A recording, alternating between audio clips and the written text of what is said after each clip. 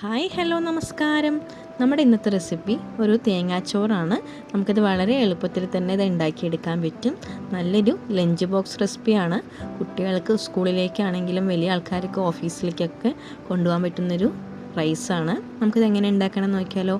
ആദ്യം തന്നെ ഒരു 2.5 ഗ്ലാസ് അരി നമ്മൾ നല്ലവണ്ണം കഴുകി വൃത്തിയാക്കി വെച്ചിട്ടുണ്ടായിരുന്നു. അത് നമുക്കൊരു അരമണിക്കൂറോളം നമുക്കൊന്ന് വെള്ളത്തിൽ കുതിർത്ത് വെച്ചിട്ടുണ്ടായിരുന്നു. പിന്നീട് അരി നമ്മൾ കുക്കറിലേക്കിട്ട് അതിലേക്ക് ആവശ്യത്തിന് വെള്ളം, ചൂടുവെള്ളമാണ് ഒഴിച്ചിരിക്കുന്നത്. ഇളം ചൂടുവെള്ളം കേട്ടോ.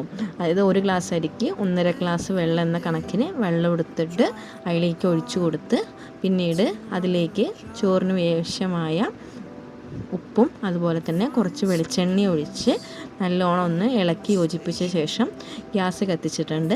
എന്നിട്ട് ഒറ്റ വിസിൽ നമ്മൾ കുക്കറിൽ വേവിച്ചെടുത്തിട്ടുണ്ട്. ഇത് ഉണ്ടാക്കാനുള്ള ഇൻഗ്രീഡിയൻസ് എന്തെല്ലാമാണെന്ന് നോക്കിയാലോ. ആദ്യം തന്നെ ഒരു 2 മുറി തേങ്ങ, അതായത് ഒരു തേങ്ങ ഫുള്ളും ചിരകി എടുത്തിട്ടുണ്ട്.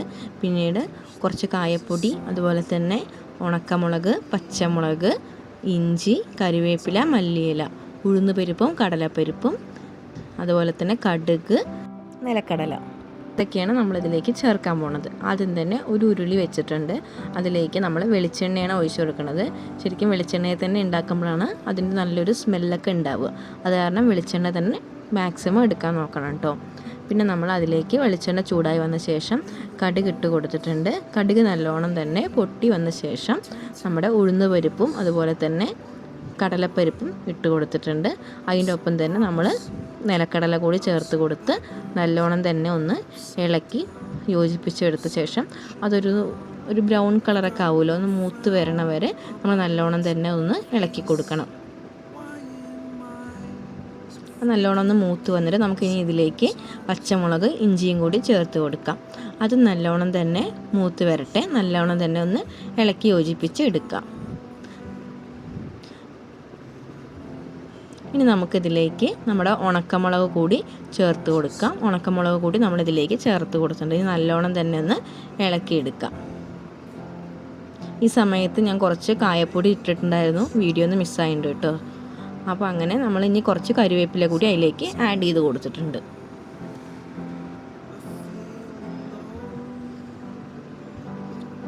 കറിവേപ്പില ആഡ് ചെയ്ത ശേഷം നമ്മളിനി ചിരകി വെച്ച തേങ്ങയുണ്ടല്ലോ, അത് നമുക്കിതിലേക്ക് ചേർത്ത് കൊടുക്കാം. നല്ലോണം തന്നെ തേങ്ങ ഒന്ന് വറുത്തെടുക്കണം. വല്ലാണ്ടൊന്നും മുരിഞ്ഞൊന്നും പോകണ്ട, നല്ലൊരു രീതിയിലൊന്ന് വറുത്തെടുക്കുക. നല്ലോണം കൈവിടാണ്ട് തന്നെ ഇളക്കിയെടുക്കുക. അടിയിലൊന്നും അടി പിടിക്കാണ്ട് നമുക്ക് നല്ല രീതിയിൽ തന്നെ നമുക്ക് തേങ്ങ വറുത്തെടുക്കാം.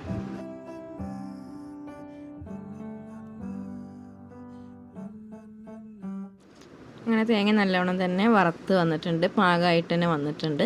ഇനി നമ്മളിതിലേക്ക് ചേർക്കണം നമ്മൾ വേവിച്ച് വെച്ച ചോറാണ്.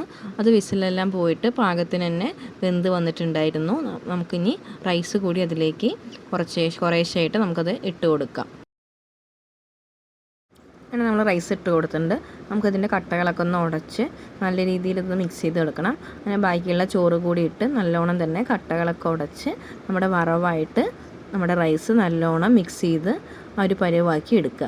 ഈ സമയത്ത് നമ്മൾ ഗ്യാസ് ഓഫ് ചെയ്തിട്ടുണ്ടായിരുന്നു കേട്ടോ. ഈ സമയത്ത് ഗ്യാസ് അങ്ങനെ കത്തിക്കേണ്ട ആവശ്യമില്ല. നമുക്ക് ഗ്യാസൊക്കെ ഓഫ് ചെയ്തിട്ട് തന്നെ നമുക്ക് നല്ലോണം തന്നെ ഇളക്കിയെടുക്കാം. ഇനി നമുക്ക് ലേശം മല്ലിയില കൂടി ഇതിലേക്ക് ആഡ് ചെയ്ത് കൊടുക്കാം. ഈ സമയത്ത് നിങ്ങളുടെ കയ്യിൽ നെയ്യ് ഉണ്ടെങ്കിൽ നെയ്യ് കൂടി ചേർക്കാം. എൻ്റെ കയ്യിൽ നെയ്യ് ഇല്ലാത്തതാണ് ഞാൻ ചേർത്തില്ല. നെയ്യ് കൂടി ചേർത്ത് നല്ലൊരു ഫ്ലേവറും കൂടി കിട്ടും കേട്ടോ. ഇനി നമുക്ക് നല്ലോണം ഒന്ന് മല്ലിയില കൂടി നമുക്ക് ചേർത്ത ശേഷം മിക്സ് ചെയ്തെടുക്കാം. അങ്ങനെ നമ്മുടെ തേങ്ങാച്ചോറ് റെഡിയായി വന്നിട്ടുണ്ട്. നമുക്ക് കുറച്ച് നേരം വെയിറ്റ് ചെയ്യുക. കാരണം ഏതൊരു റൈസ് ആണെങ്കിലും നമ്മളൊന്ന് ഉണ്ടാക്കി കുറച്ച് നേരം കഴിയുമ്പോഴാണ് അതിൻ്റെ ഒരു ടേസ്റ്റൊക്കെ ഒന്ന് വരിക. അപ്പോൾ നമുക്കൊരു അരമണിക്കൂറൊക്കെ കഴിഞ്ഞിട്ട് നമുക്ക് സെർവ് ചെയ്യാൻ പറ്റും. നല്ലൊരു റെസിപ്പിയാണ്, എല്ലാവർക്കും എന്തായാലും ഇഷ്ടപ്പെടും. അപ്പോൾ വീഡിയോ ഇഷ്ടമായെങ്കിൽ ലൈക്ക് ചെയ്യുക, ഷെയർ ചെയ്യുക, സബ്സ്ക്രൈബ് ചെയ്യുക. താങ്ക്